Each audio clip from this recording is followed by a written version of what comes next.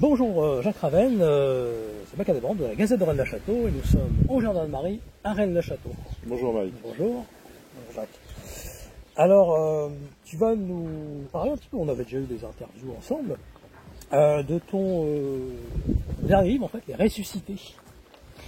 Alors, dans le cadre en fait, ça se passe en 1309 à Paris, et donc c'est lié aux Templiers, au templarisme, des méchants Templiers en quelque sorte. Tu as aguerri à cette thématique-là. Est-ce que tu peux nous parler un peu de ce livre-là, qui vient de sortir il n'y a pas longtemps? Alors en fait, ce livre vient d'une découverte que j'ai faite dans une chronique qui parle de l'époque de Philippe le Bel, où effectivement, quelques années après l'arrestation des Templiers, a eu lieu ce qu'on appellerait un fait divers à l'époque, mais qui a pas mal tourmenté un petit peu la cour de Philippe le Bel, c'est le fait de voir débarquer ce qu'on appelle un ressuscité. C'est-à-dire un chevalier proche de la cour du roi, puisqu'il s'agissait du neveu de la défunte reine de France, et qui était censé avoir disparu à la bataille de Courtrai bien des années avant, et qui tout à coup ressuscite, et que tout le monde reconnaît à un certain moment, et on le remet dans ses faveurs royales, on le remet dans ses terres, on le remet, etc. Et c'est très curieux, je vais dire, parce que dans cette époque-là, il n'y a qu'un seul ressuscité, bien entendu, c'est le Christ, ça va de soi, et on l'accepte comme tel, jusqu'au moment où il n'y a pas un ressuscité, mais les trois, et on s'aperçoit qu'il y a une sorte de groupement religieux qui produit, en quelque sorte, du ressuscité, et évidemment, la colère royale s'abat sur ces gens-là, et on n'en entend plus jamais parler. Et donc j'ai mis ça en parallèle avec l'arrestation des Templiers, qui se situe juste quelques années avant. Et donc j'ai imaginé un possible complot Templier basé justement sur la question de la résurrection. Et est-ce qu'on a des éléments, on va dire, dans l'histoire ou historique de ce genre de choses ressuscitées, justement, où tu t'es inspiré de quelque chose de particulier? Il y a eu d'autres cas, en particulier au Moyen-Âge, en particulier le très célèbre Martin Guerre, qui est censé partir en pèlerinage et qui revient des années après alors qu'on les croyait morts et donc on s'aperçoit qu'en fait ce n'est pas lui. Donc c'est quelque chose qui est très rare en fait à travers les époques et qui là m'a interpellé parce que c'est vraiment un moment de crise fondamental. Ces époques-là, quand même, il faut bien le voir, ont une particularité, ces années, on va dire 1310. C'est vraiment l'extinction des derniers feux du catharisme. C'est là vraiment vers 1307 qu'on a le dernier cathare recensé. C'est le moment de l'arrestation des Templiers, mais c'est aussi le premier moment des procès de sorcellerie en France. Le plus bas que je suis remonté pour un procès de sorcellerie dans le sud de la France, c'est justement de 1307. Voilà. Donc on voit tout de suite qu'il se met en place quelque chose, c'est-à-dire que la mécanique de l'Inquisition qui tournait vraiment à fond sur les cathares va se dévier via le roi de France sur les Templiers, et quand l'affaire Templier est arrivée, apparaissent une nouvelle cible qui va être effectivement la cible des sorcières, qui va connaître son acmé ensuite, au 15e, 16e siècle. Les Guelfes noirs avec Danton d'Algérie, tout ça, aussi dans cette époque-là. On est aussi une époque, et c'est là où c'est très intéressant, où le politique et le religieux s'affrontent énormément, et en particulier à travers Philippe le Bel. On peut aujourd'hui faire remonter Philippe le Bel comme vraiment le fondateur d'une laïcité à la française, c'est-à-dire le fait de s'opposer frontalement au pape. Tout l'histoire de Philippe le Bel, y compris l'arrestation des Templiers, est à replacer dans ce contexte d'une lutte incessante pour le pouvoir de justice en fait, en France, entre d'un côté la papauté, qui est déjà à Avignon, et le roi de France Philippe le Bel. Et dans le roman, là, tu parles presque d'un complot diabolique, en fait, des Templiers. Enfin, tu les tournes, tu les retournes un petit peu dans un sens particulier. C'est-à-dire que l'idée m'en est venue parce que on a à la Bibliothèque nationale un très curieux parchemin qu'on appelle les Templiers qui ont fui. Voilà, les Templiers qui ont fui, c'est une liste des Templiers qui n'ont pas été arrêtés. Et donc je me suis dit quand même, ces gens-là n'ont-ils pas été animés par un esprit de vengeance? Et puis comme mes lecteurs le savent, je suis franc-maçon, il y a dans les livres maçonniques, à un certain degré, des grades de vengeance directement inspirés effectivement de la question templière. De toute façon, le néo-templarisme, le RER et tout cela, ça vient du templarisme, enfin des premiers templaristes, 1307, 1720, le chevalier Ramsay, toute la lignée voilà. Alors, il y a eu une bascule, andersonienne. Il y a eu une bascule dans la franc-maçonnerie, quelques années, quelques décennies même à peine de l'introduction de la franc-maçonnerie en France, qui a fait tout à coup des francs-maçons, non pas les héritiers strictement des compagnons constructeurs de cathédrales, qui était un petit peu la légende tenace de la franc-maçonnerie de l'époque, mais qui fait des Templiers les héritiers des Chevaliers d'Orient, c'est le fameux discours de Ramsay. Et cette idée, lancée un petit peu comme ça, va avoir une postérité dans les hauts grades maçonniques absolument Michel Depsos. Bien sûr. Michel Darcos. C'est quelque chose qui va se développer et qui existe encore fondamentalement aujourd'hui. Un souchage qui a été extrêmement prolifique.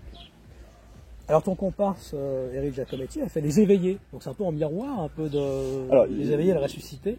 C'est du pur miroir, voilà. C'est-à-dire qu'en fait, il s'est trouvé que cette année, au mois de juin, nous fêtions avec Éric nos 20 ans de carrière.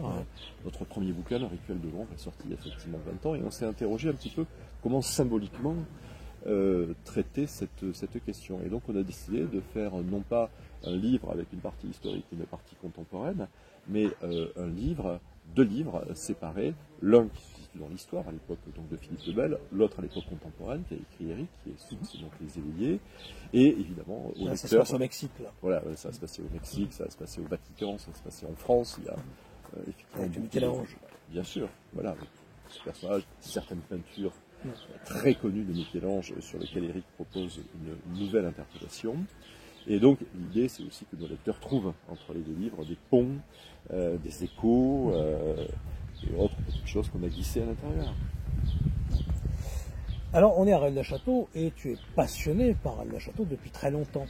Comment t'est venue cette passion pour Rennes-le-Château? Comment elle est née et comment elle s'est développée? Alors comment elle nous est venue? Avec Éric. Oui, puisque même toi. En fait, oui, mais les deux sont intimement liés parce que Éric et moi, nous nous sommes rencontrés dans un lycée à Toulouse où nous étions tous les deux élèves, mais pas tout à fait dans la même classe. Et nous nous sommes rencontrés parce qu'on lisait le même livre, qui était Les Templiers sont parmi nous, de Gérard de Sède. Donc il n'y aurait pas eu Rennes-le-Château, il n'y aurait pas eu Gérard de Sède, il n'y aurait pas eu les Templiers, on ne se serait jamais croisés et nous n'aurions jamais écrit ensemble. Donc c'est le fait le fait de revenir à Rennes-le-Château, où je ne suis pas revenu depuis longtemps, correspond aussi totalement à la rencontre avec Éric, et on avait été extrêmement marqués par le bouquin de Gérard de Sède, au point tel d'ailleurs où dès qu'on a été majeur, dès qu'Éric avait une voiture, on a commencé à faire des fouilles à Rennes-les-Bains. C'était une époque bénie où on pouvait encore un peu fouiller un peu partout, et évidemment on n'a rien trouvé, ce qui fait qu'on est écrivain aujourd'hui. Et quelle est la particularité de Rennes-le-Château qui t'a le plus plu ou le plus intéressé? Alors, je dirais qu'il y a deux époques. Il y a une époque de fascination pour le trésor, bien évidemment. Pas deux époques, trois époques. Une fascination pour le trésor monétaire, le curé quand on a entre 15 et 19 ans. Voilà. La dépêche, exactement. Quand on a 15 ou 19 ans, absolument fasciné par un trésor matériel d'une ampleur aussi grande. Ensuite, après les glissements qui ont été opérés... C'est Charon en premier, Trésor du Monde 62, qui parle aussi d'Argenie. Oui, tout à fait. C'est le premier à parler d'Argenie. Et à l'époque, tout ça est une sorte d'incubateur qui après ça va se développer de manière totalement exponentielle. Après il y a une fascination à partir des bouquins de Lincoln pour tout ce qui est la question du trésor spirituel, qui a été vraiment une grande époque. Et je crois qu'aujourd'hui, moi ce qui m'intéresse c'est les strates du mythe. C'est-à-dire qu'on a aujourd'hui cette espèce de fascination incroyable, et cette chance incroyable d'assister à un mythe en construction qui aujourd'hui, via Dan Brown, est devenu un mythe totalement universel. Et ça, moi, ça me fascine grandement quand on voit comment ça, j'emploie le terme d'ailleurs à raison, déraper sur le Bigarache, par exemple, qui est juste à côté. Quand on voit aujourd'hui que les gens qui viennent à Rennes-le-Château, c'est le féminin sacré, voilà, qui les fascine, etc. On se dit que finalement, cette histoire qui aurait pu ne jamais sortir de l'âme est d'aujourd'hui un mythe universel, et c'est assez fascinant pour l'historien de regarder comment fonctionne ce mythe. Et je le dis souvent, là, dans une ou deux générations, ce ne sera pas des chercheurs pendant le château, ce seront des sociologues, voire des ethnologues. Et tu t'es intéressé aussi un peu à la résurgence d'Argenie? Alors la résurgence d'Argenie, ça fait partie de tout ce qui touche effectivement à la question templière, et de Gérard de Sède, on passe très facilement effectivement à Gisors, on en a parlé, et bien entendu à Argenie, et aussi à Montfort-sur-Argent. Ah oui, puisque Montfort-sur-Argent, voilà, pendant... il y avait Gérard Couette. grand-père bien connu. 2 ans, à Montfort-sur-Argent, j'ai passé les étés à l'Orgue, que je citais juste au-dessus. Et évidemment, j'ai absolument entendu parler de cette histoire de trésor templier. Et j'avais fait quelques fouilles dans le système de falaise qui est juste de l'autre côté de l'autoroute, juste en face Montfort.